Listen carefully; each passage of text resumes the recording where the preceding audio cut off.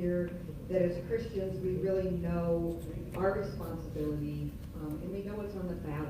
So, we are to be doers of God's word, not passive observers, and we are to be the salt and the light in our communities, as well as influencing the culture around us. And so the information that you hear in these classes is to help educate you about what's going on in the nation, some of the policies that are on the ballot, so that you can make educated, decisions when you get down to the voting and so forth. We called it prayer and policy because it's important, and on the hearts of myself and several others that are helping organize this, to really be praying for the state of the nation. I know, speaking for myself and many of you who've been coming to these classes, this is week 3 or 4, I can't remember, that we've been doing classes. We've talked about the state of the nation being in a pretty bad spot, and so needing to pray for the country. So with that, I would like to ask, I'm looking for a familiar face that I want to ask to open us. Tom, would you open us in prayer? Pastor Tom.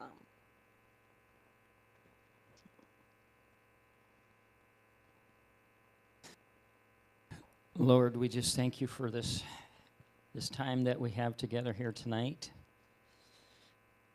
Lord, we do pray for our nation, Lord. There's definitely so much evil loose in the world, so much evil loose in our country right now, Lord, and it's for a whole lot of different reasons, Lord. And part of the reason is that your people have not stood up and not stood against the evil that we know is so prevalent, Lord.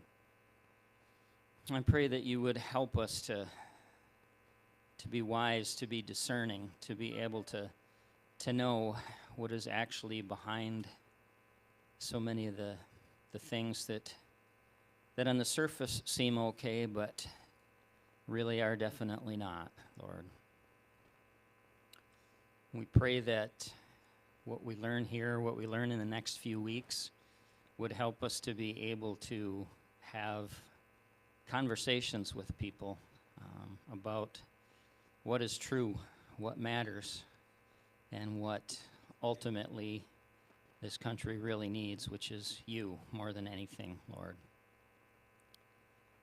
So we ask that you would just bless our time here together tonight, Lord, and we thank you because you are the giver of all good things, Lord. We know that every good and perfect thing comes from you, and we are so thankful for that. In Jesus' name I pray. Amen. Amen. All right. So the last couple of weeks, we did, just to give everybody sort of who hasn't been here, a little bit of an overview. We started out talking about the Electoral College and the national popular vote and the threat that is to our election system in week 1. And then the last 2 weeks, we really did a deep dive into Planned Parenthood and this idea of reproductive health care rights. And so we're now into this week, which is about immigration. And what's going on in the nation. So I'm just going to do a real brief, very brief sort of intro to where we are as a nation and some of the history that goes into immigration. Because I think a lot of us are wondering, how did we get here? Does anybody feel that way? If you feel that way, raise your hand. Like, how did we get to where we're at with what's going on in the nation? So we feel that way a lot. Back in 1965, you had an Immigration Act passed. And that really changed, drastic changes to immigration law in the United States. Before 1965, the laws that were enacted in 1920 was really a law that capped immigration into the United States at no more than 3% foreign-born coming into the country. And it also had an idea behind it and a value system behind it that you needed to, focusing immigration on the countries that were similar ethnic backgrounds, similar values, primarily sort of a Christian Judeo value system. And so you were bringing people into the country who had similar values of those that were already here. When the law changed in 1965, what precipitated some of that law change was the fact that we were going from a lot of change in the country. This is the 1960s. You had a lot of change going on, and you had the civil rights, movement going on, which was all fine and dandy. I'm not arguing any of that, but what was determined in that time frame, or what the thought process was, is that the immigration laws of the United States were inherently racist. And that brought about the law change in 1965, which then restricted immigration from countries that primarily have been coming to the United States to almost less than 120,000 immigrants being allowed in to the United States from those countries, and started to focus on southern, southeastern European countries, as well as North Africa primarily. So we started bringing in a lot more people. What you also had was a focus on chain migration. So is anybody familiar with that term? Raise your hand, chain migration.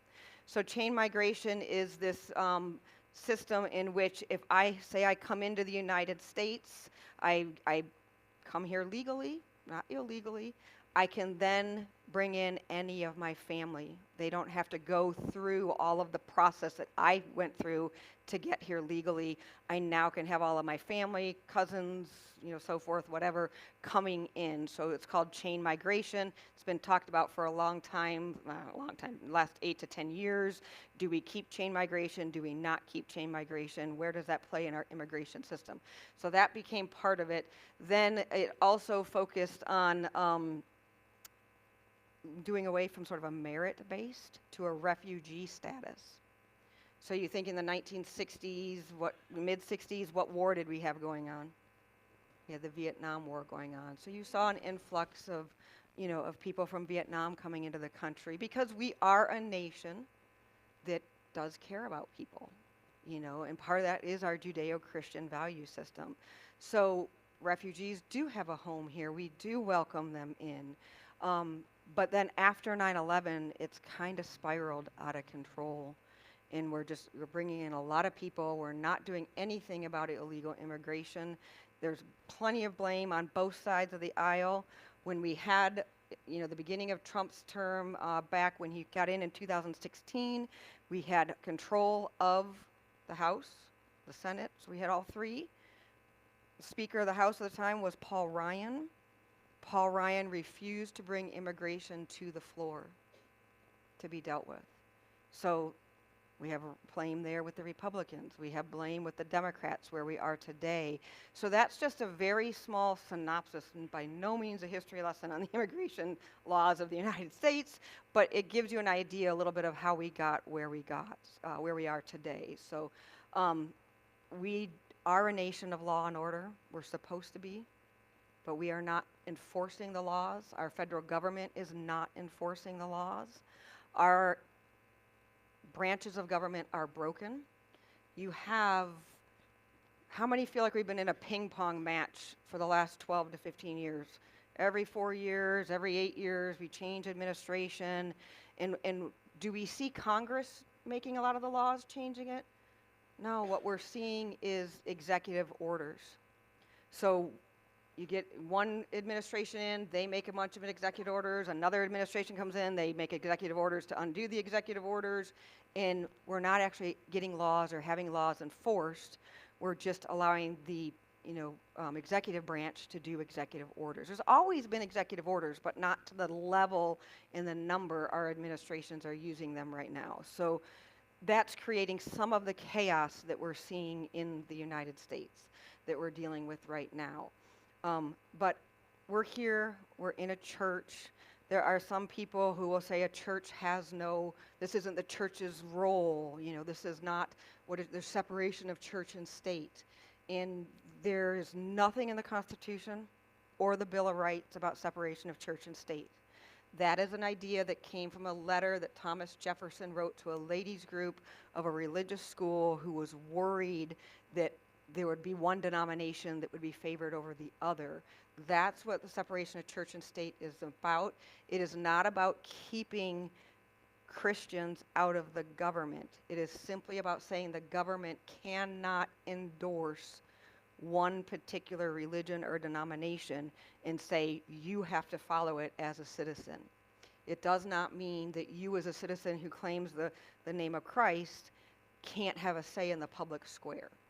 In most younger people below my age, I'm not going to tell you my age, but anyway, most younger people below my age don't understand that. And so that's, a lack of civic education and social studies in our school systems. So as we're going to be talking about this border, I want to give you a couple verses, the border issue and immigration, because there is this idea of open borders, and there is a value system out there. There is a party out there that believes open borders are the way of the future, that we should be a borderless society that's inclusive. And so that is, their viewpoint. So I'm going to give you some verses here. Psalms 147:14. He makes peace in your borders. He satisfies you with the finest of wheat. Right there in Psalms, there's borders. We would not have the nation of Israel if God didn't define the borders of that. So, borders are there early on in the Bible. There is hope for the future, declares the Lord, and your children will return to their own territory. Jeremiah 31:17. You have established all the boundaries of the earth. You have made summer and winter. Psalm 74:17. Your eyes see this, and you will say, the Lord be magnified beyond the border of Israel. Malachi 1:5. I'm not going to read through all of them. If you get into a Bible app and just type in Bible verses on borders, you'll find lots of things there that you can go and read your commentaries. But borders are part of God's design. So Garden of Eden had borders. So it's there from design. Tonight, as we've been putting together these classes, part of that is bringing in speakers to come in and talk about some of these things. And so tonight, I asked Sheriff Cole to come in and speak. I know he had just recently been to the southern border.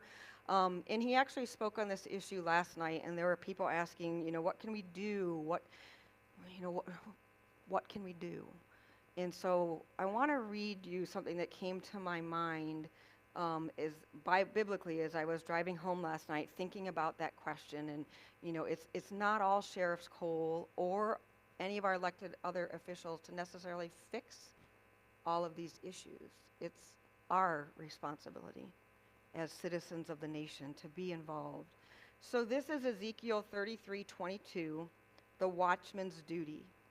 And the word of the Lord came to me, saying, Son of man, speak to the sons of your people and say to them, if I bring a sword upon a land, and the people of the land take one man from among them and make him their watchman, and he sees the sword coming upon the land and blows on the trumpet and warns the people, then he who hears the sound of the trumpet and does not take warning, and a sword comes and takes him away, his blood will be on his own head. He heard the sound of the trumpet, but did not take warning. His blood will be on himself. But had he taken warning, he would have delivered his life. But if the watchman sees the sword coming and does not blow the trumpet, and the people are not warned, and a sword comes and takes a person from them, he is taken away in his iniquity, and his blood I will require from the watchman's hand. So that struck me last night, that, at least from Rebecca's perspective, Sheriff Cole is the watchman. If we go back to the beginning of this, we elected him. We voted him in, and he's coming here tonight to share with you what's taking place on the border. Now, the responsibility will fall with each and every one of us when we leave these doors. What do we do with that information? How do we get involved? Do we need to ask for repentance maybe for the lack of involvement that we've had in our nation? We didn't get here because Christians were involved in government wholeheartedly. We got here because Christians and good citizens that maybe don't necessarily claim the faith haven't been involved in government. So I just want you to think about that and really is Sheriff Cole shares what's going on at the border. Be thinking about it. We're going to have plenty of time for question and answers afterwards. We want this to be an open, engaging conversation. Myself nor Sheriff Cole are here to just yap at you. So we want you to be involved, ask questions. So with that, I would like to welcome Sheriff Cole up to chat with you.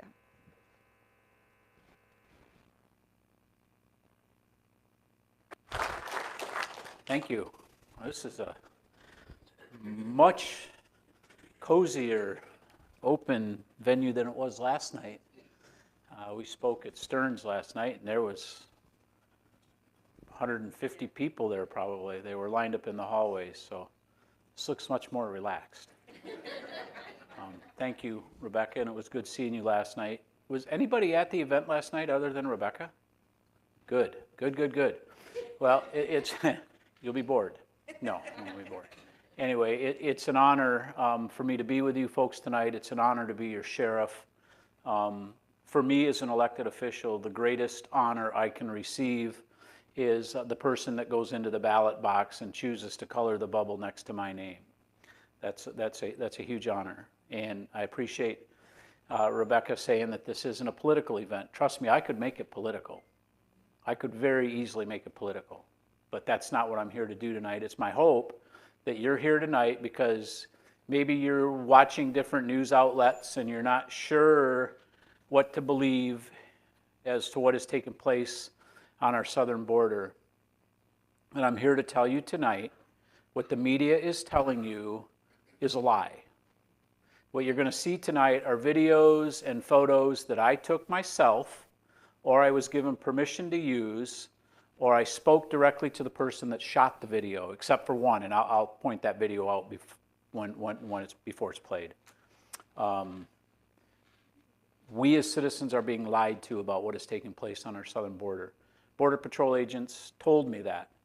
I shared with the group last night when I flew back from McAllen. So I've been to Texas twice. I was there last September, and then I was there last week. And I was in Israel back in May. And we're going to kind of tie a little bit of what happened in Israel on October 7th into this presentation tonight as well.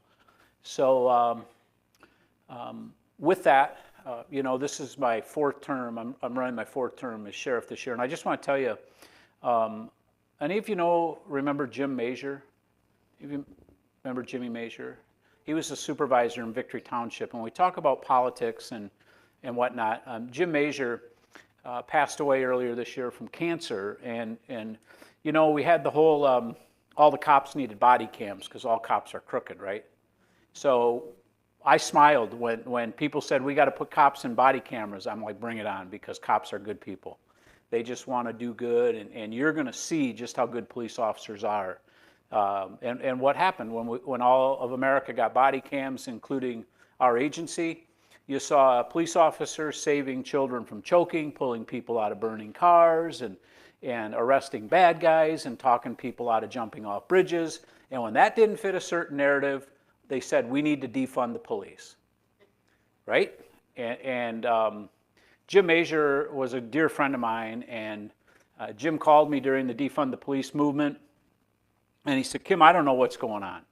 He goes, I'm going to tell you, my dad was a Union Democrat, and we were told the Democrats put food on our tables. And you Republicans are just rich old white guys that don't care about the working class. And he said, I'm going to tell you, what I have seen coming out, and it's not Democrats, it's from crazy people, is not right. And he goes, you will have my support forever, and I would really like to go out and buy you a cup of coffee so we can talk further. And when I got my petitions to run for sheriff this time, I always pick one person to be the very first one to sign my petition, and that was Jim Major. So this isn't political for me. My job is not political. My job is to do what I feel is best in my heart for our community. I don't always get it right. I try my best, but sometimes we get it right, sometimes we get it wrong. But I am 100% confident that what I'm going to show you tonight, I hope you have an open mind. I hope you say, I just want to know the truth. I'm willing to do whatever I need to do once I get the facts. I will tell you that when this came out that I was going to be speaking on this, I had a couple people call commissioners. They don't call me, they call the commissioners, which just drives me crazy. Maybe they know it drives me crazy, but nobody calls me. And one of the commissioners called me Friday, and she said, you know, you need to be careful because people want me to take away your wages. They want me to suspend your wage. They want me to kick you out of office. And I said, well, that tells you how stupid these people are because they can't take away my wages and they can't kick me out of office. Only you can. That's it. All right. Part of our mission statement at the Sheriff's Office says we will do what is right regardless of the cost. That cost is not financial. That cost is political. It's social acceptance. And for as long as I'm sheriff, I will do what is right regardless of the cost. So with that, I was in McAllen, Texas last week, and I was the lucky guy flying from Dallas back to Grand Rapids. As soon as I sat on the plane, guess what? The plane broke. So I spent 3 hours sitting on an airplane on a runway in Dallas, Texas, got home at about 3 o'clock Thursday morning, and of course I was dumb enough to schedule an 8 o'clock meeting Thursday morning at my office. But anyway. So this right here is where it all started. This is myself in some Texas sheriffs in Washington, D.C. in 2019. I was invited to be part of a border security meeting there, and this is the first time I heard the phrase, all communities are border communities. Texas sheriffs said, the problems we are facing in Texas are going to make their way into your communities in time. We are all border communities. And we're seeing that here in Mason County. We're a border community here. And I'll tell you why, and I'll show you why here shortly. So, why is the second slide I'm showing you some heroes from Israel? These are 12 border security officers in Israel that were killed on the morning of October 7th, 2023. And we're going to talk about this. These were, in Israel, their special forces are law enforcement. So if you look at the American system of military, your Navy SEALs, your Delta Rangers, your Army, or your Delta Force and Army Rangers are military here in America. Those folks in Israel are law enforcement. So these 12 gentlemen were law enforcement officers among the first killed. Israel lost 61 policemen on the morning of October 7th. Most all of them, when their bodies were recovered, their guns were empty. And we'll talk about that a little bit too. But 12 guys were killed on the morning of October 7th. And we'll tie it all in here later in a little bit. What does an unsecure border create for us? Well, it's a humanitarian disaster. We're going to talk about that. I'll show you why it's a humanitarian disaster. It is a criminal enterprise run by the cartels, and it's a threat to our national security. Texas sheriffs, American sheriffs, never want to tell you they lose at anything. Texas sheriffs, Arizona sheriffs will tell you they have no control of the southern border right now. The borders are being run by the cartels. It is a billions and billions of dollar enterprise. If they are not running drugs or guns, they're running humans. And we're going to talk about that here in a little bit. But let's talk about the humanitarian disaster first. This is Sheriff Benny Martinez. Benny Martinez and I met in 2019 in Washington, D.C.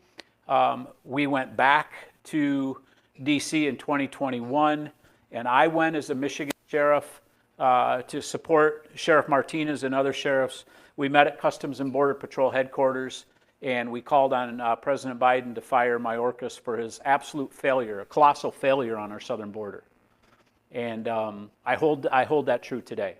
What has happened on the southern border is it's a man-made disaster. It could have been prevented. Rebecca mentioned, the Republicans did nothing when they were in charge, and they've just put it on steroids now. So Benny Martinez is the sheriff in Brooks County. That's about 70 miles north of McAllen. Texas 281 runs through Brooks County from McAllen up to San Antonio. And there is a border checkpoint northbound on 281 in Brooks County. It's a permanent fixture. It's a big fixture. Any of you familiar with McAllen? Okay, a couple people are familiar with McAllen. So it's a permanent fixture. Everybody knows it's there, right? So when we went up to Brooks County, I noticed when we were in the bus, there was about 30 or 40 of us U.S. sheriffs. There were a lot of state elected officials from all over America. Missouri had 33 state legislators there, because what states are starting to do, they're catching on that the government is not fulfilling their obligation to the United States Constitution and federal law to secure our borders. So their states are starting to take over, and they're saying, we're going to pass laws that fill the gap where the federal government's failed. So we're in a Greyhound bus. We're riding up to McAllen, and I noticed probably 4 state troopers that were working southbound 281, heading towards McAllen. So I asked Sheriff Martinez, I said, why are they working southbound? All your problems are northbound. He goes, no. What they're doing, the cartels is doing, is they are stealing dually pickups in San Antonio, in Houston, and in Dallas, and they run those south to the border, and whatever their flavor is, if it's guns, drugs, money, or humans, they take the dualies, because when the police try to pull them over, they go off-road, and the patrol cars can't keep up. And that's how they're getting away.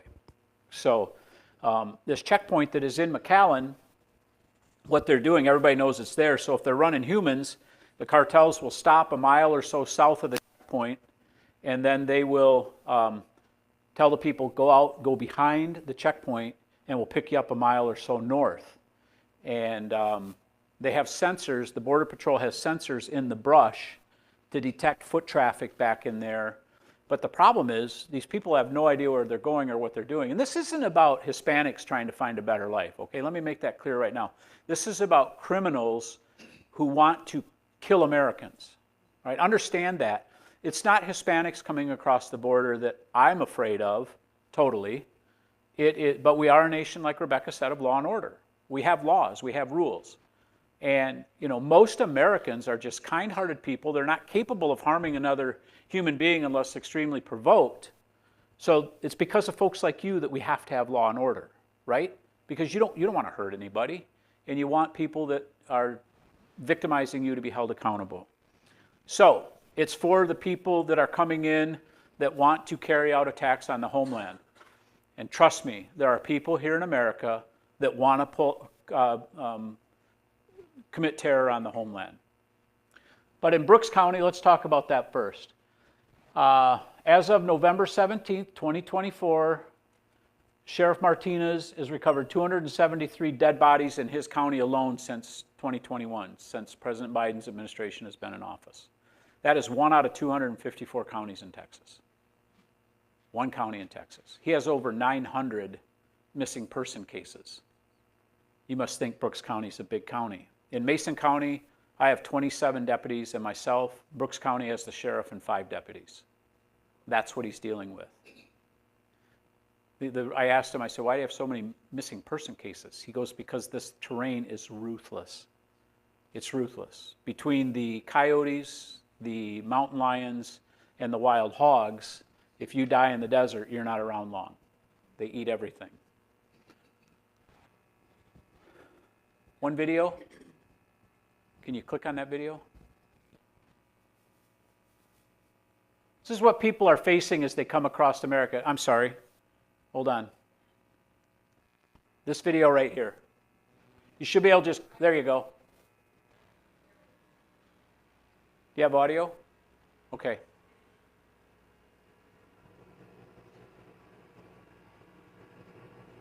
Is that not playing?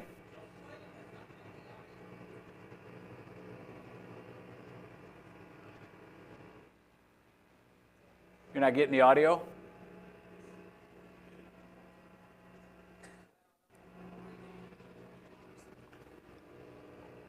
So these are, while they're trying to get the audio going, these are immigrants trying to find a better life in America. They're coming up from Panama. The gentleman with his hand on the shoulder, that little girl there crying, has just been raped by gang members and cartel members. And they're telling the story about what had happened to her. Is it not going to work? Okay, all right. Well, just let it play for a little bit then, and I'll explain it. This is what people are going through. It takes the average person that wants to come to America 8 to 13 years to pay off the cartels, their debt. While we were in Texas, I heard the story from a Texas trooper who told the story about a person that had come to the United States. I think he was in Colorado, and he didn't make his debt to the cartel. So they kidnapped him, took him back to Mexico, and then they skinned his daughter alive in front of him. Okay? The cartels do more recon on the people they're coming across than you could ever possibly imagine. You could ever possibly imagine. They know everything about you. They know your family, they know your kids, they know where your kids go to school, and if you don't make good on the debt, they're not just going to forgive you. They will kill your family. They will sell your kids into human trafficking. This video goes, they start tracking the people responsible for the rape, and they end up catching them while they're raping another girl. And then a gunfight breaks out, and the law enforcement officers here, they kill one of the 3 bad guys. They take the other 2 into custody. So that's the video. See, there's guys saying there's 3. There's 3, and they're right over here. And when law enforcement got to them, they were in the process of raping another young girl. Sure. Yes? What's the name of that officer? I've seen him before. Oh, that's Ben Bergquam. Ben Bergquam runs a program called Law and Border. You can Google him, you can YouTube him, I would think. That's Ben Bergquam. He's a journalist for American News Voice, I think it is. Real America's Voice, yeah. All right, this is another video. Click on this one. The audio is not so important. That's fine. So these people are telling these guys they're from Venezuela, trying to come to America. And you're going to see here in a second the trash. These people that are running our world talk about how we have to watch our carbon emissions. There's trash everywhere. Among that trash are passports, IDs. How many of you travel abroad? You travel across? Yeah, okay, yeah. How important is your passport to you if you travel, right? You know, I was telling the story last night. When my kids were little, my son was probably 8, my daughter was probably 5. My son was a hockey player, and we were playing in a tournament up in the Sioux. And my wife had this brilliant idea that she wanted to go to Canada and shop. So after a hockey game, we load the kids up, we go across. Canada didn't have a problem with us getting into their country. American Customs says I need to see passports for the kids or birth certificates. And I'm like, I don't have them. So, well, the kids can't come back into America. And I'm like, well, I can't give you something I don't have. You know, feed my kids well, make sure they got good clothes, but I can't give you something I don't have. And the guy and I get in an argument about it, the Border Patrol guy, and finally a supervisor came over, and I'm like, I'm sorry, you know, yell at my wife. She's the one that wanted to go to Canada.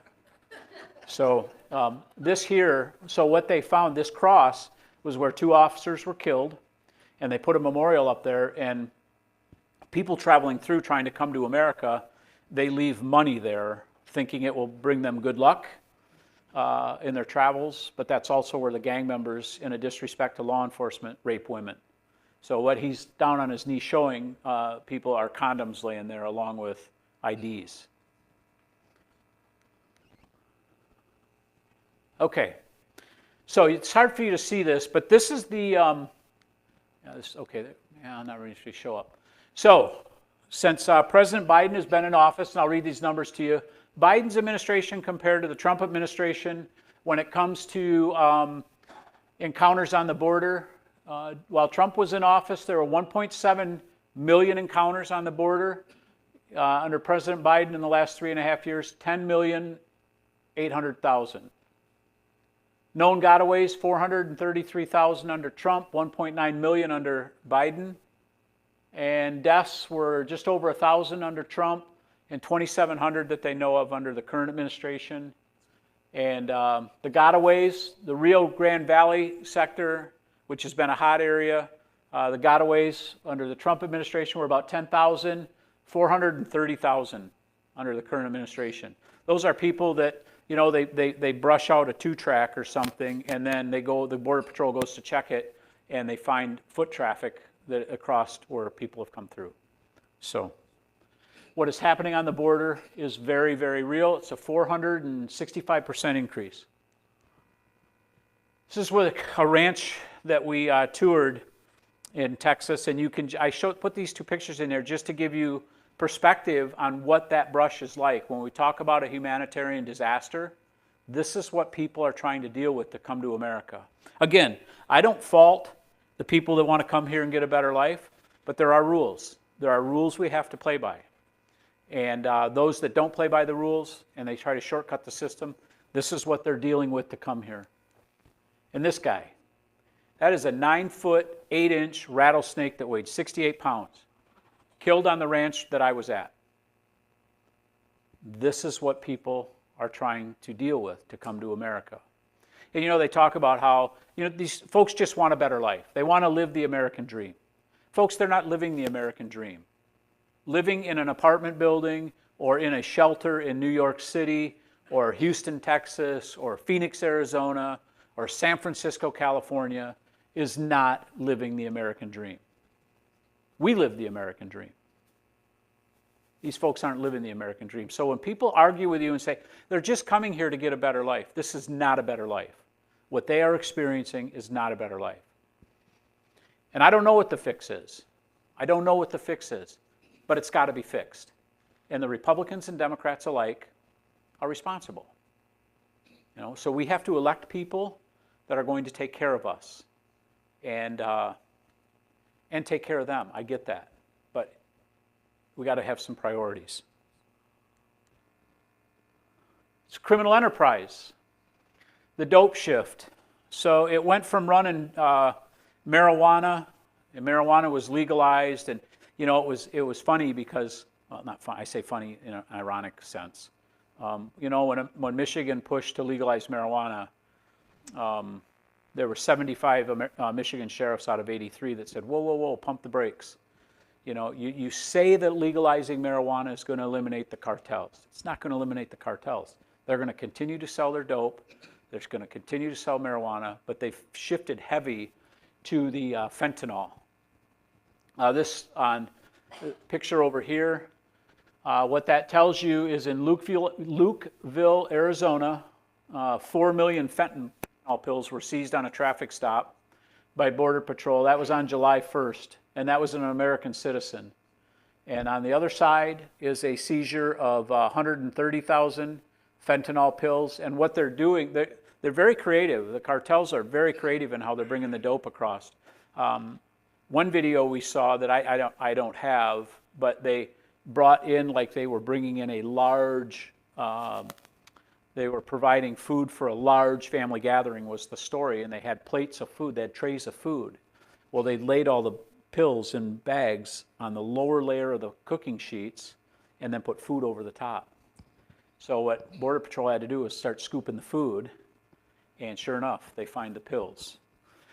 The interesting thing, when we talk about it, Texas started a program called Operation Lone Star. There's about 1,300 Texas state troopers that are assigned to a task force to address the criminal enterprise the cartels have developed. And the numbers in parentheses are what Lone Star troopers did alone. The one I want to point out to you is the fentanyl. 414 pounds of fentanyl was recovered by Lone Star troopers, 1,900 total in Texas. This was 2023. But if you look at the numbers there, 22,000 pounds of fentanyl was seized on the year. In 2014, a Texas police officer made a traffic stop, and he got 10 pounds of something he didn't know what it was. And he seized it, and it took 3 weeks for the Texas crime lab, state police crime lab, to identify it as fentanyl. That was the first known seizure of fentanyl, 2014. And now here we are 10 years later, and it's coming in by the tons. By the tons, in pills, and it's just, it's crazy. It's crazy.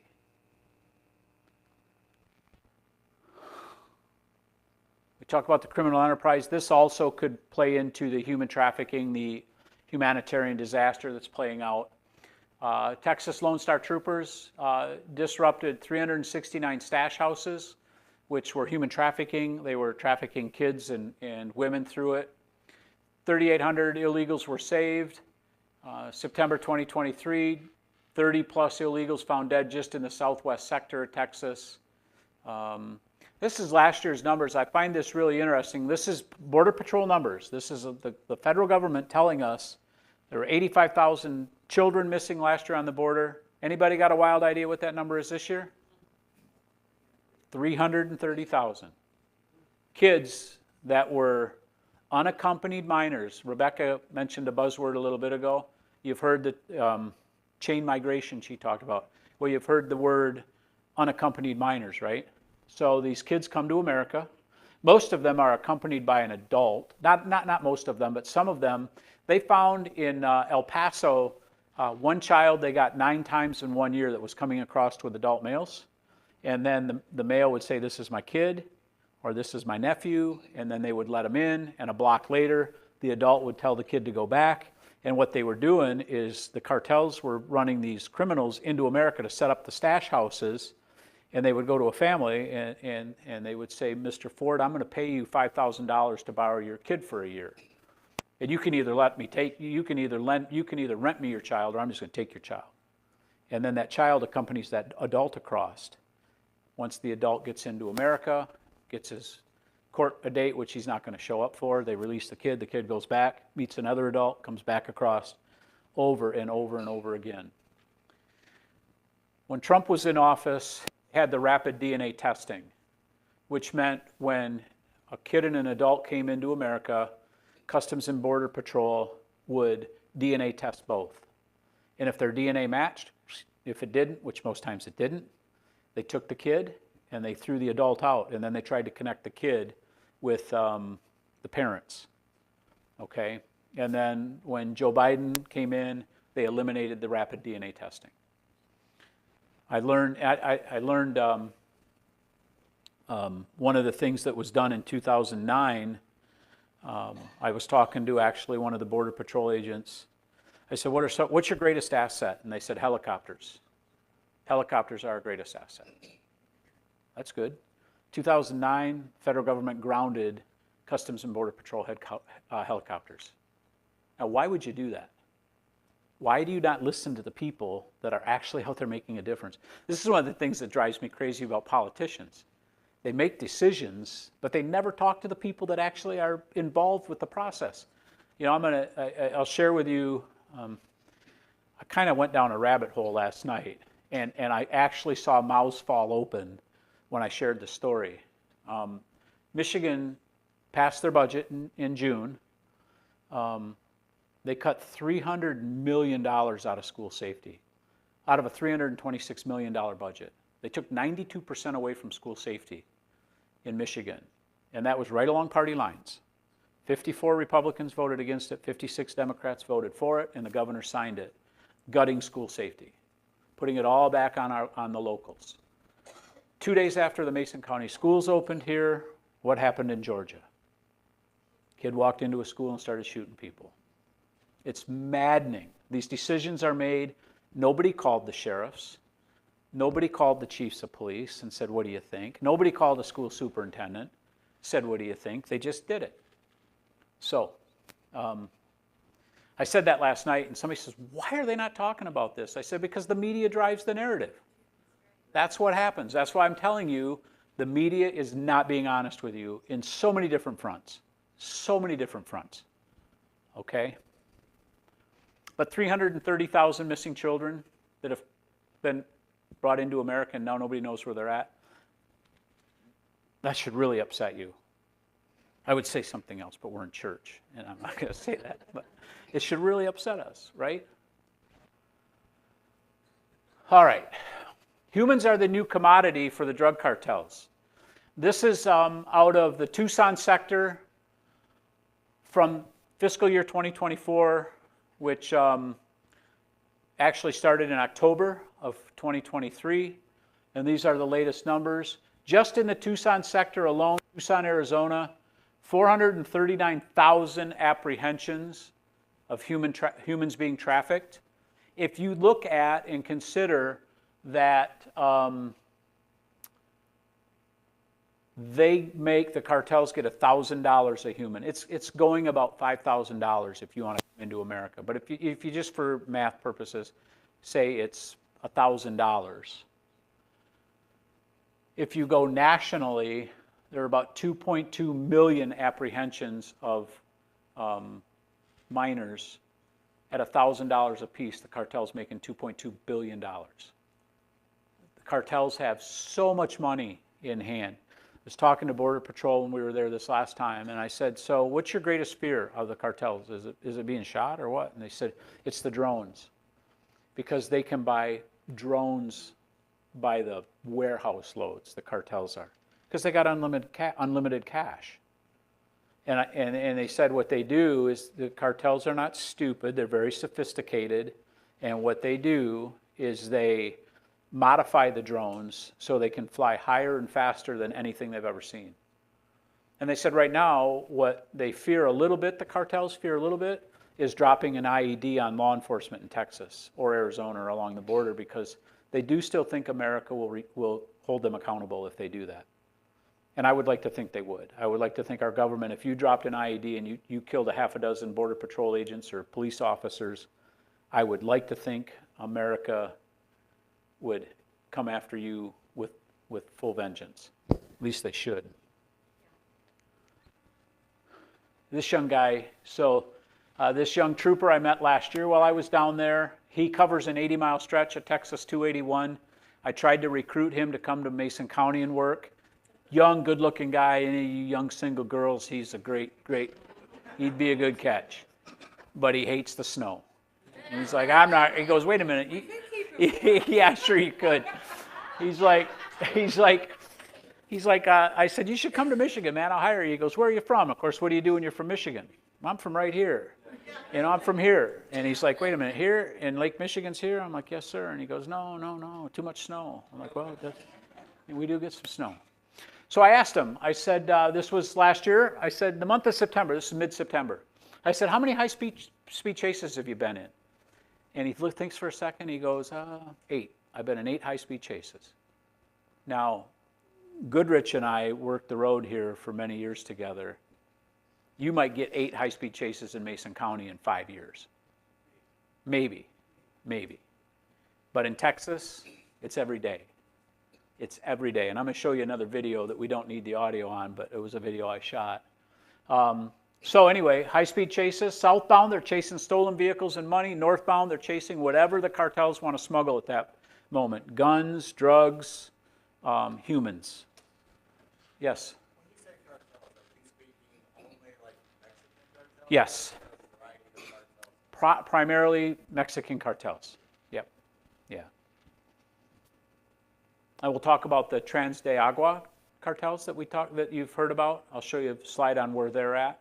That's the ones that were in Colorado that, the governor said, that's not really happening. And then the mayor of the city said, that's not happening.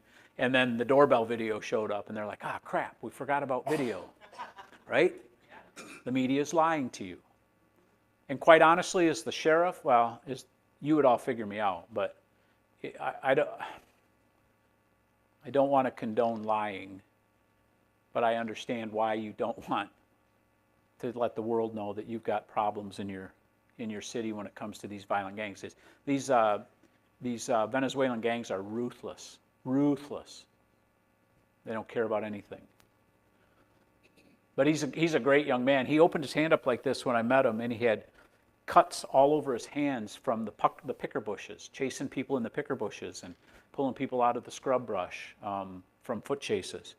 I mean, his hands were all marked up. This gentleman here, he's another Texas trooper. He's been around a long time. What he is he's a liaison between the ranchers and the governor's office in Texas. Any farmers in the room? Oh, yeah, okay, yeah.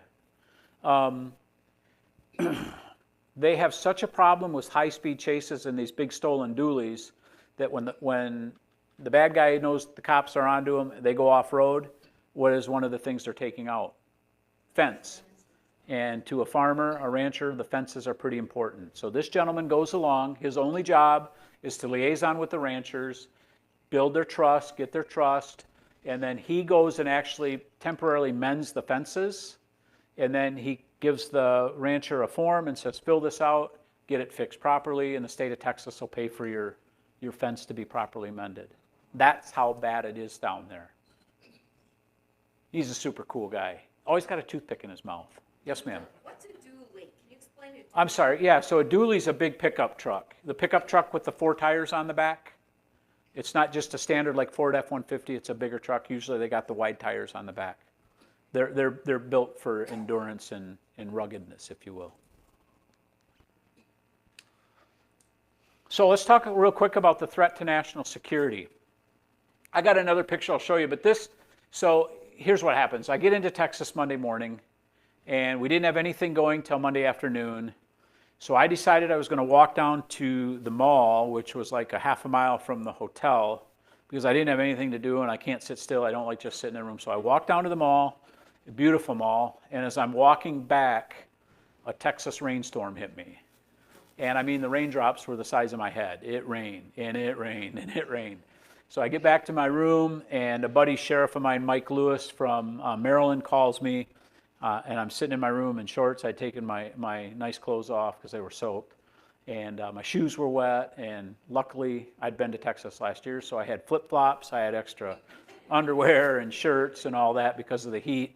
And Mike Lewis calls me and he goes, hey, Kim, what are you doing? And I said, I'm up in my room trying to dry off. And he's like, come down to the lobby. I need to talk to you right away. Okay. So I go down to the lobby, and I got a picture on my phone. I don't have it. I got to put it on a slide because you guys would laugh at me. I'm in shorts, a t-shirt, and flip-flops. And Mike's like, you want to go on a helicopter ride? I got a buddy who's a helicopter pilot with Texas DPS. I'm like, heck yeah, let me go change. He goes, no time. The Uber's here. We're going to the airport right now. Great. So I didn't even have any ID on me. So we get to the airport. It's pouring rain. We sit at the airport for probably 45 minutes. The choppers were under visual flight rules, so they had to see before they could land. And they couldn't land because it was raining too hard. So the choppers circled for about 45 minutes. They finally come in, they fuel up, they pick us up, and it was still raining. And I text my wife. I had my phone. I'm like, hey, if you hear about a helicopter, a police helicopter on the border crashing, and they can't identify one of the bodies, it's probably me because I don't have my wallet. So I'm like, please call somebody in Texas. But anyway, I shot this photo of that's the border wall.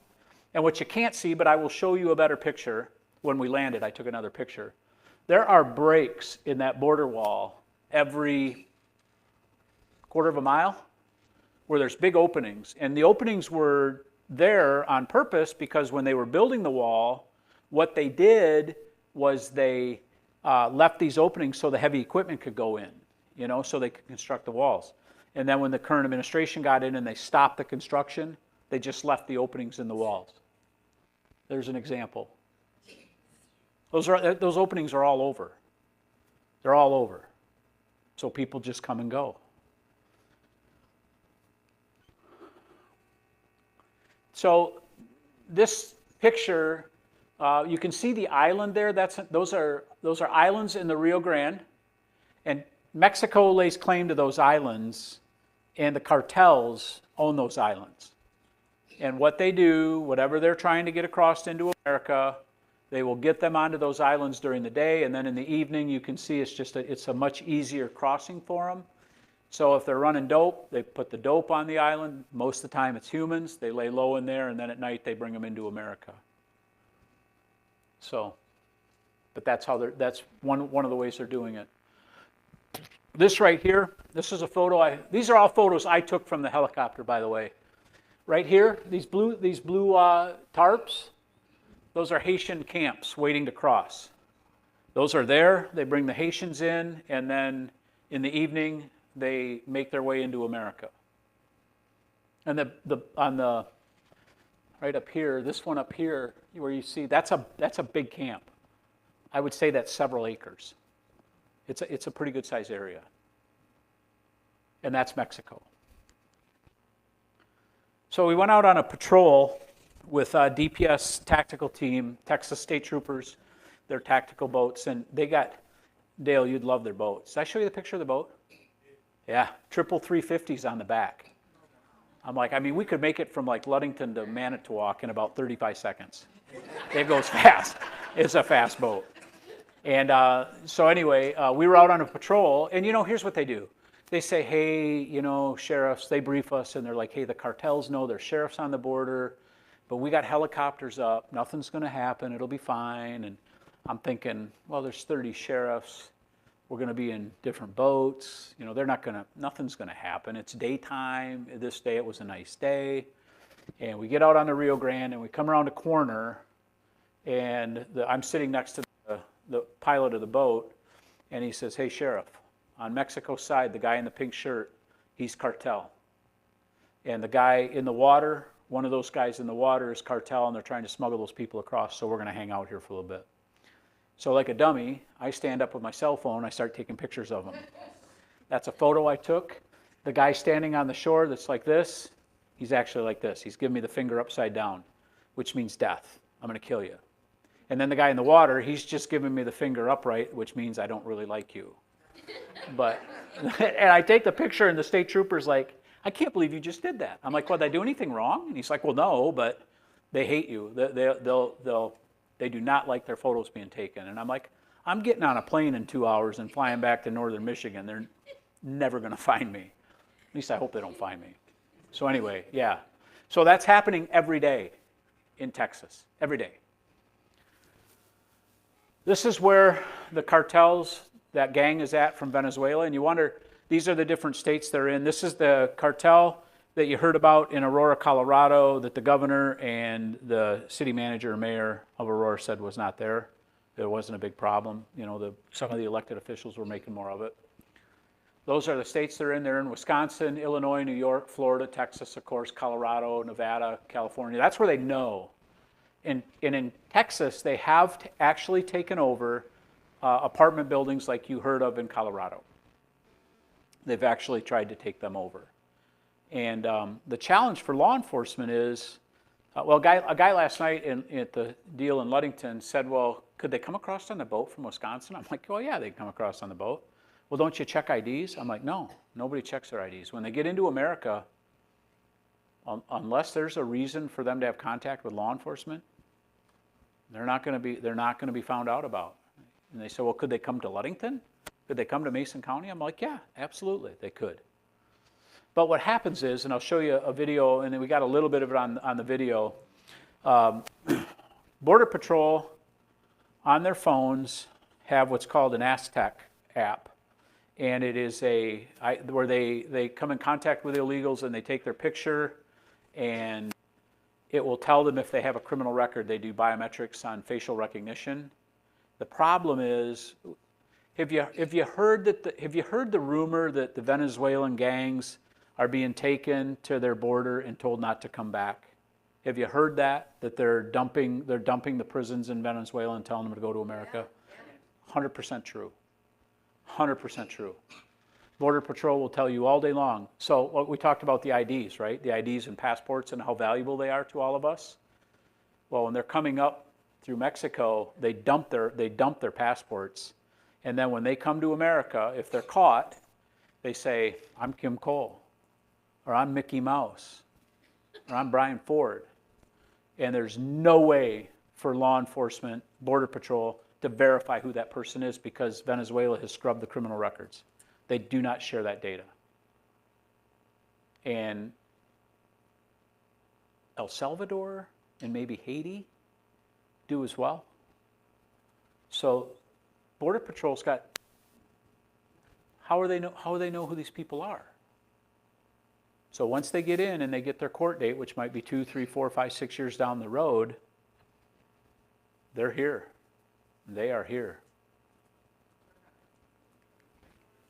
No, they take the facial recognition, and then if they get deported, they do something wrong and they get deported and they come back, that facial recognition is in the database. So if one time they come in and they say they're Kim Cole, and then they come in another time and they say they're Dale Goodrich, they're like, nah, which one are you? Because it's not matching our facial recognition. Okay, I think this is a video. Yeah, play the video. Pause it 1 sec. So we get up in the air, and this is a video I shot from the helicopter, and the pilots are like, hey man, you know, we're sorry we couldn't get in, the weather was poop and whatnot, and you know, we just missed out on a high-speed chase in McAllen where they had 6 or 7 guys bail out of the car. And when we got in the helicopter, you put the headsets on, you know, and it's nonstop police chatter. It was constant police chatter. It was, hey, I got a foot bail here, clear the radio, or hey, I got a car chase going here, clear the radio, or here I got another foot chase going where 3 bailed on foot. And I mean, it was non-stop for an hour and a half. This is a video I shot. They had a foot bail of 7 illegals. And a foot bail is the police try to make a car stop and then everybody takes off running, okay? Go ahead. This is a residential neighborhood, nice houses, pool in the one backyard. This is where people live here. This is people's neighborhoods. Up there is the second helicopter. What they would do is the one helicopter would be low, and then and we were high at that moment, and then the next video I show you will be where we were low and they were high.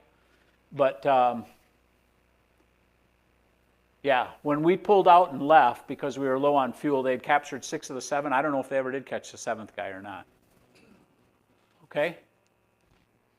Play this video. This is the helicopter I'm in, where we are now the low helicopter. The other helicopter's pulled up and they're high. There's the 6 lined up on the fence, and you can see the troopers and DPS guys talking to them. The one's on his phone. What they've done is they've taken the facial recognition, and now they're trying to verify who these guys are.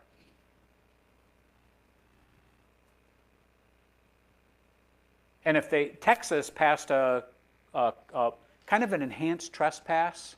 So if you are in Texas and you are breaking the law, that's a separate crime. Okay, that fills the gap where Customs and Border Patrol cannot make the physical arrest because the government doesn't want them being arrested and put in detention centers. So they passed a criminal trespass in Texas that gives the authorities the right to hold these folks under state law, not federal law. Okay? Yeah, okay. That's enough of that. These guys were super cool, these pilots. I should have been a pilot. There I am in my shorts and t-shirt. I didn't know what to do. Right? I know, right? I didn't know what to do. Son of a gun. All right. So this video, I was given permission. This came, you know Mark Lamb? Sheriff Mark Lamb, Pinell County, Arizona? Okay, some of you do. Yeah, so he's a big-time sheriff. He ran for U.S. Senate against Kerry Lake. He lost that, and now he can't run for sheriff because he's already been on the ballot. So he will be out at the end of the year. Don't worry about Mark Lamb. He's going to be very well financially. But he's been a good friend of mine. And so this is a video that he provided to me. If you look, this is a 50 cal. Right, Dave Sanders? It's a 50 cal. There's a rifle there, a fully automatic rifle there. And this guy's wearing a ballistic vest. Okay? This is I-10 in Phoenix, Arizona. Cartel in Phoenix, Arizona, rolling down the road with a 50 cal on their dashboard. Go ahead and shoot the video. That's a state trooper on a car stop. They drove by that trooper. It'll loop again and show you again. So it'll play again. Trooper on a car stop. Maybe it's a crash, I don't know. But these idiots were brave enough to show the video, post the video, and then law enforcement tracked him down and arrested him. But that's what they're doing. I mean, they are not the least bit afraid of what showing their firepower and what they want to do. They were ready to fight. Ready to fight. Okay, lastly, this picture. We come back to the 12 brave law enforcement folks from Israel. I mentioned in May I was given an opportunity to go to Israel for 6 days. And what happened was on a Sunday morning, it's kind of crazy how how God works things out in a person's life, right? So in 2022, I was the president of the Michigan Sheriff's Association. And in 2023, the national sheriffs were coming to Grand Rapids to hold a conference. Well, they came in 2022 to kind of take a look at the venue, see what was going on. And as the president that year, I got to go and meet a lot of the national folks. One of the guys was a guy named Tim Woods. He's the deputy director of the National Sheriffs. And if you know much about me in the winter, I like to wear a sweater vest. That's what old guys do, right? We wear sweater vests.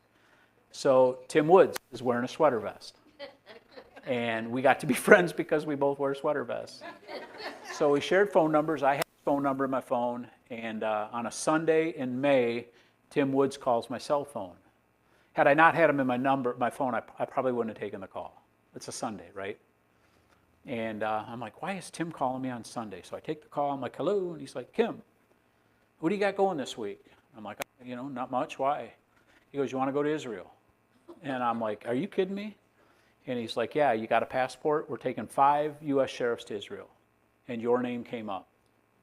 And it was, I was the Michigan rep. There was a Minnesota sheriff, a Wisconsin sheriff, an Ohio sheriff. We didn't sit by each other. No, I'm kidding. Ohio sheriff, and then Mike Chapman, who is a sheriff in Loudoun County, Virginia, where all the school board stuff was going on. He's the sheriff of that county. And there was one police chief from Buffalo, New York that went. So we go to Israel. I told him, I said, I'll go. Tim, I'm going to go, but I got to talk to my wife. Israel's at war, but count me in. He goes, you got 5 minutes or I'm going to go to the next guy on the list. I said, let me talk to my wife. So my wife's upstairs getting ready for church. I go upstairs. I said, honey, I'm heading to Israel. Oh, and the catch was it was Friday. We were leaving Friday. This is a Sunday. We're leaving that Friday.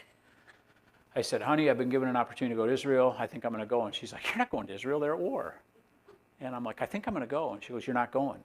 And I'm like, well, I think I'm going to go. And then she calls my daughter in Tennessee, who, as I sit here tonight, she's prepping. She's going to have a baby. Our second grandchild's coming tomorrow. They're going to induce her tomorrow morning. My daughter calls me. She says, Dad, you can't go to Tennessee. They're at war. Or you can't go to Israel. They're at war. I'm going to have a baby. I got a Reagan. I'm going to have a Kennedy. So I got a baby. My first granddaughter's Reagan. My granddaughter coming tomorrow is going to be a Kennedy. She goes, Dad, you can't do this. And I'm like, I think I'm going to go, Case. And then my son calls me. So my wife's upstairs calling the kids while I'm downstairs. This is what she does to me. My son calls me, and if you know my boy, he just kind of bebops through life, and he goes, hey, Dad, I don't think you should go to Israel. I think they're at war. And I'm like, yeah, they're at war. But then the last call I got was my mother. She called my mom. And my mom's like, and if you know my mom, she doesn't care anymore what she says. She's got no filter left. She's like, you are a white, conservative, Christian, American. You can't go to Israel. And I'm like, I'll be fine. So anyway, I did go to, obviously I went to Israel. And it was fine. Israel's a beautiful country. I don't know if any of you have been to Israel, but all Israel wants to do is they just want to live in peace. They just want to be left alone like the rest of us. The problem is they're surrounded by people that hate their guts. This morning, if you watch the news, Hezbollah launched a intercontinental ballistic missile from Beirut heading for Tel Aviv. And, the Iron Dome stopped that. And so I was there for 6 days. I have a presentation on that. If you want to see that sometime, I'd be happy to show that to you too. We went to where the music festival was, where all the young people were killed. Met some incredibly brave young law enforcement officers. Like I said, 61 were killed. Most of them, their guns were empty when they were found. In February, I was in Washington for a national sheriff's meeting, and Director Ray from the FBI came in, and he said, I'm going to tell you, we have no idea who's in America. We do know, based on chatter, and this is all public knowledge. He testified before Congress on this, that he said, we are hearing more chatter than pre-9/11. We know people are in the homeland. We don't know if there's 500 or 50,000 terrorists here.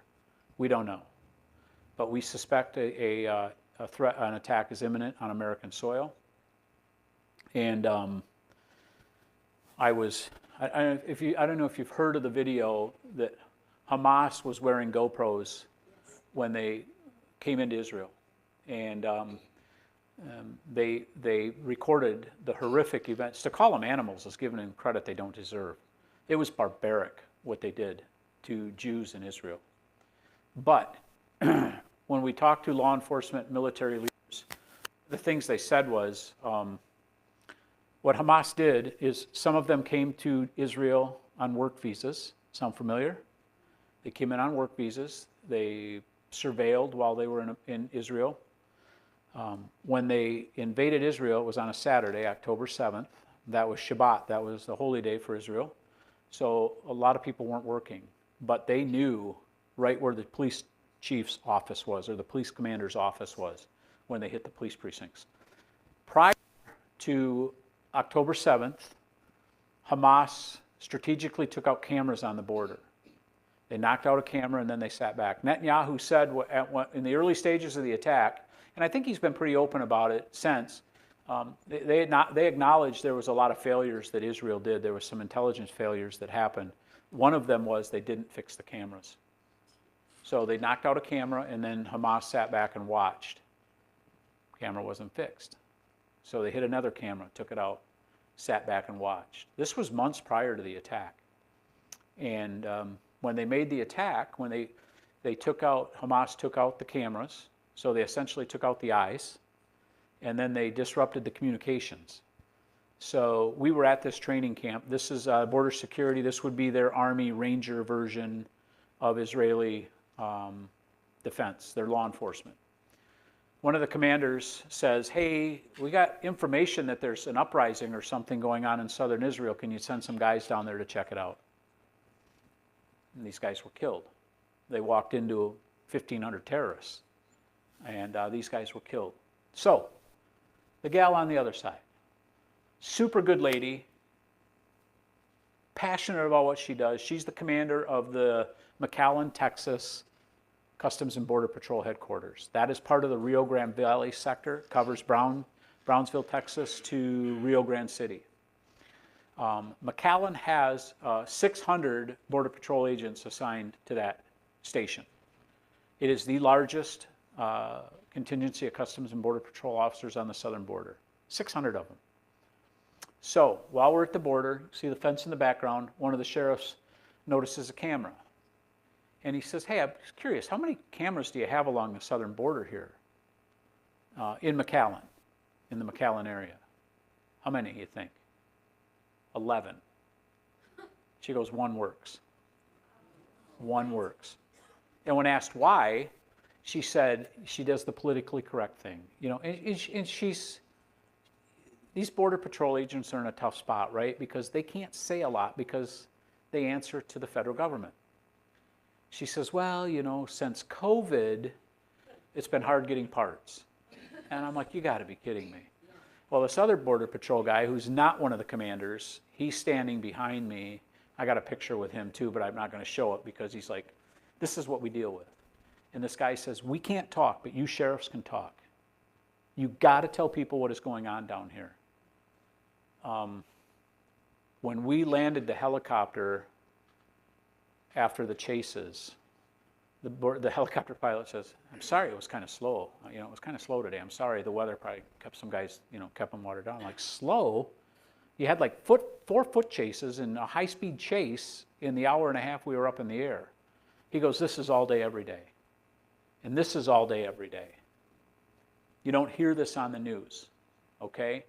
When I got on the plane to come back from McAllen to Dallas, I sat next to a captain that was a Border Patrol captain in the Rio Grande City area, Rio Grande City. And he said, hey, he saw my logo on my shirt. He goes, you're one of the sheriffs that came to Texas. And I said, yes, sir. I said, I can't give you money, I can't give you resources, but I can talk. What do you want me to tell the people back home?